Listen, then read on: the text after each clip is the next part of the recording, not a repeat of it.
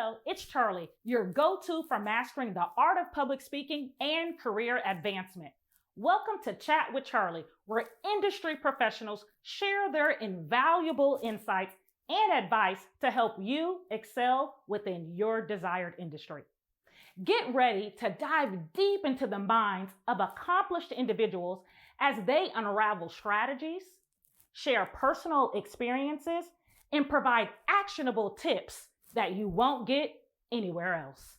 Whether you're looking to advance your career, start a new venture, or simply stay ahead in your industry, this is the place to be. Tune in and level up your expertise with Chat with Charli.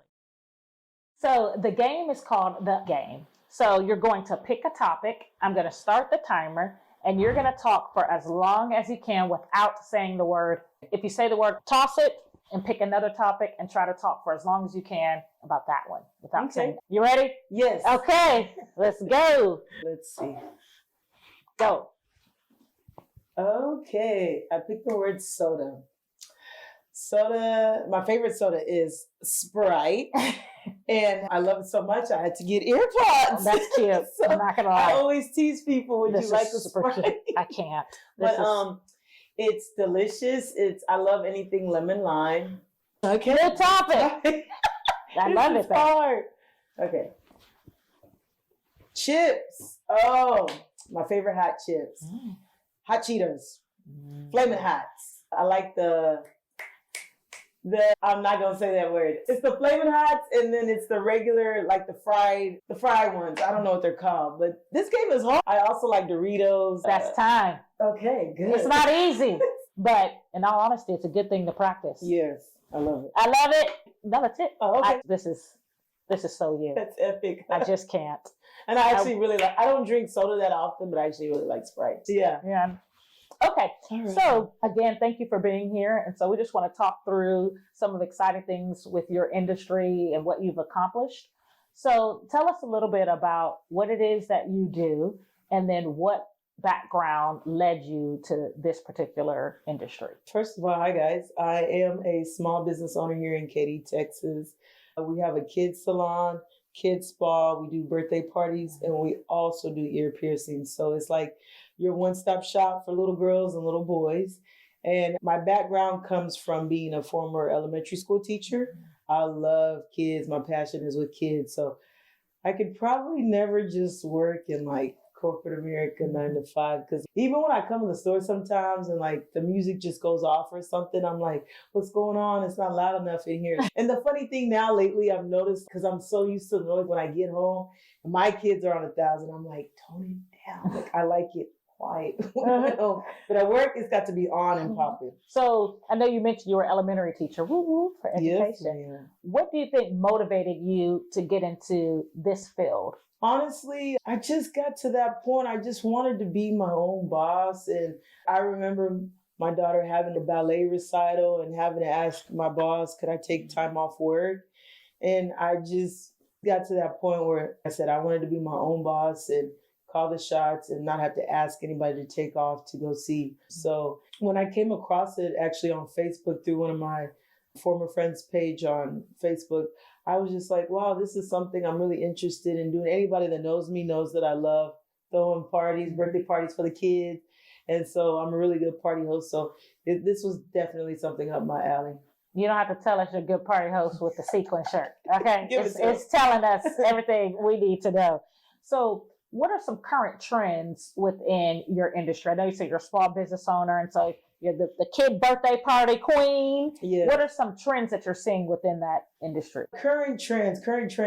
Well, as far as like retail, and I ask my daughter like all the time, and just other kids, her friends, whatever, just keeping up with what kids like to do. Like that time when the Pop-Its came out, that was a big thing. But I think after a while it died down. So I kind of over ordered. And so then I think I finally sold the last one last week. But it's just, keeping up with the trends and knowing what people like, what's the new thing. Oh, that does really well. Okay, let me try that in my store.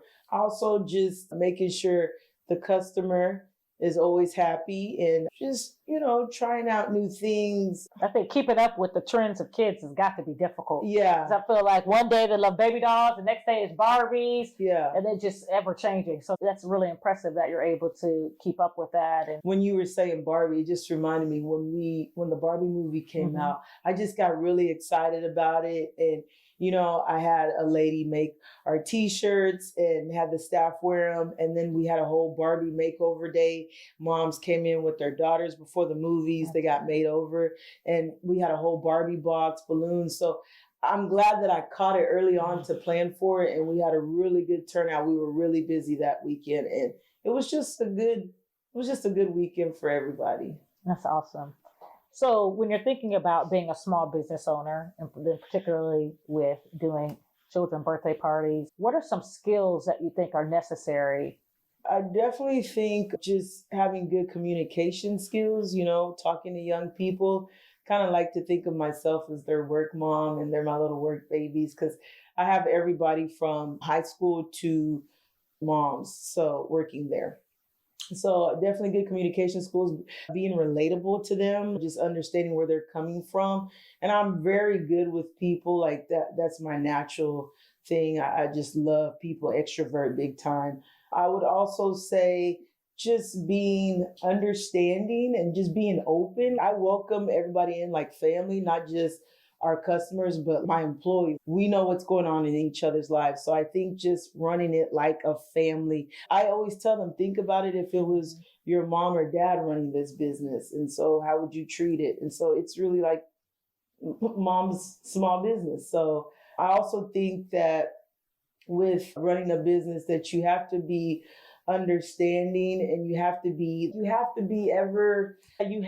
flexible, you have to be adaptable, because let's say I plan on going to church today with the family and then somebody calls in, then I have to go in. So you definitely have to be flexible. You have to keep an open mind all the time, and definitely adaptable to changes that are happening all the time. Especially since you say you have that family atmosphere. Yeah. A lot of owners might not, or people who want to be owners may not realize how you have to cover for your employees at some time. Yeah. If you're truly that family environment, then you step in when one of your employees can't. I'd like to give you a good example. This happened a couple weekends ago. We had a customer come in and her name was the same name as one of my employees' friends that had passed.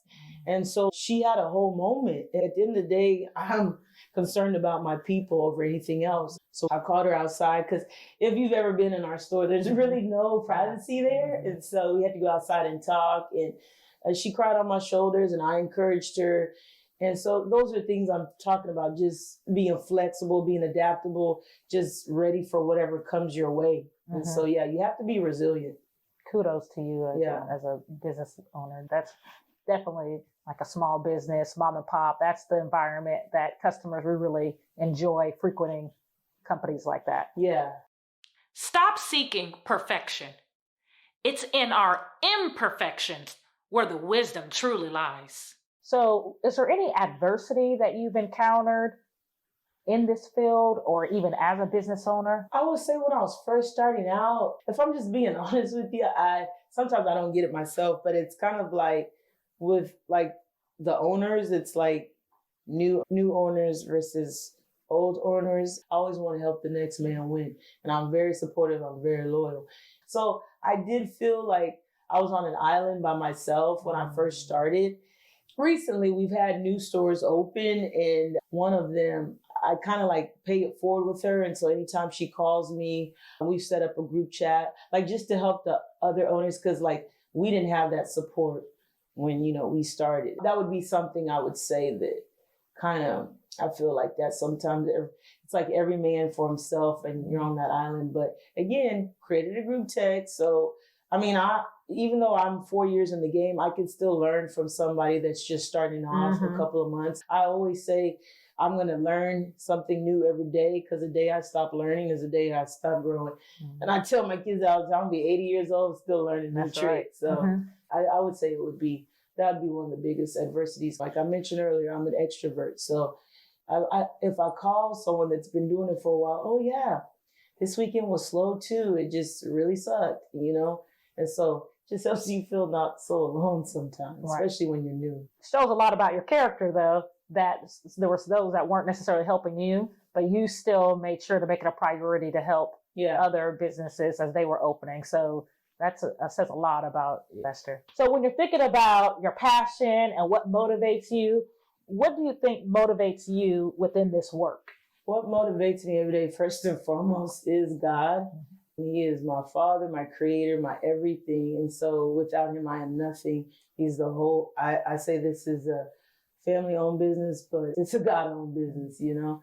And so definitely my faith, my family, and my loved ones. Mm-hmm. I'm telling you, what is that? All the F's, the three F's is kind of what stood out to me. Yeah. So are there any role models or anybody that you feel like has really been a resource for you along the way? Is that something that you leaned on?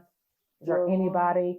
I would definitely say growing up, my mom and my uncle, he was a small business owner. I still remember his pizza business, and then he had janitorial businesses as well. But I learned the value of hard work and good ethics from about the time I was my daughter's age, 8, 9. And then she was also a single parent. So I can't just sit down. Like even when I was stay at home, I was substituting, just trying to work my way back into the school. I'm always going, just pushing and thriving and just trying to be a better person every day. Yeah, no, I've been to the store and you're like a little Energizer bunny, just and oftentimes people say that about me, and I finally met my match. And I'm like, oh, Esther got me beat. I said, she's here. You want the nails done? You want a bow? Do you want this? Yeah. I love it. I love the store. The energy level is definitely there. So that's nice to know that you got that work ethic from your own family. So kudos to the moms, right? It's nice when you get to say thank you to my mom. Yeah. So when you're looking back on where you've come and how you've gotten to where you are today, if you could do anything different, it could be nothing at all. Yeah. But if you could do anything different, what would you do differently? I would always remind my younger self, just always start each day off with like prayer and worship. Cause I just know, even if it's just a sucky day, you know, if I started that day in his presence, like with praise and worship, just playing songs. I love elevation music.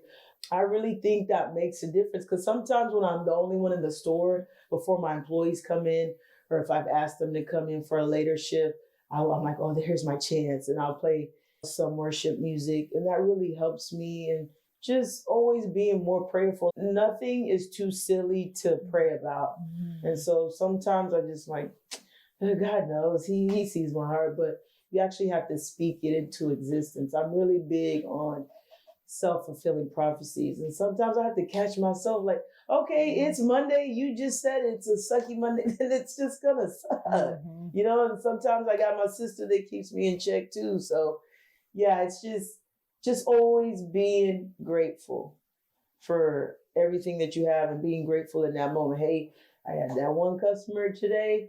I'm so happy she came in. It could have been nothing. I feel like we should cue the grateful music. Can you sing, Esther? Because I can't. I want to hear that grateful song right now. But that is true in all of our industries. You know, being able to pause and be grateful for where we are, what we've overcome. Yeah. That speaks volumes, because especially when it's a hard day. Yeah.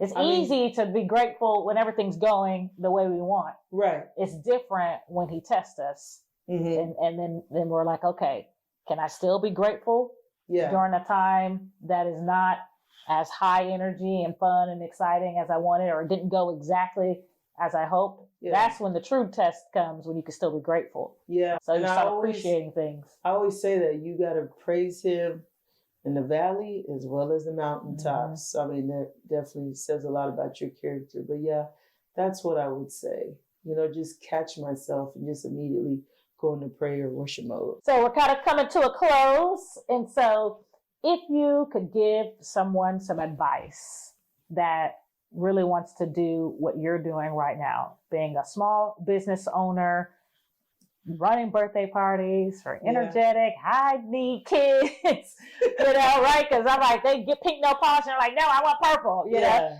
So what advice would you give them? I would definitely say, know what it is that you want. Know that you're going to have your good days. You're going to have your bad days. You have to be resilient. You have to be adaptable. You have to be flexible with others. You have to know how to talk to people. And you have to know how to be a good leader. I would also say just be thankful in every situation. I mean, our store made it through the pandemic. And that also, I mean, that's a big big deal. testimony.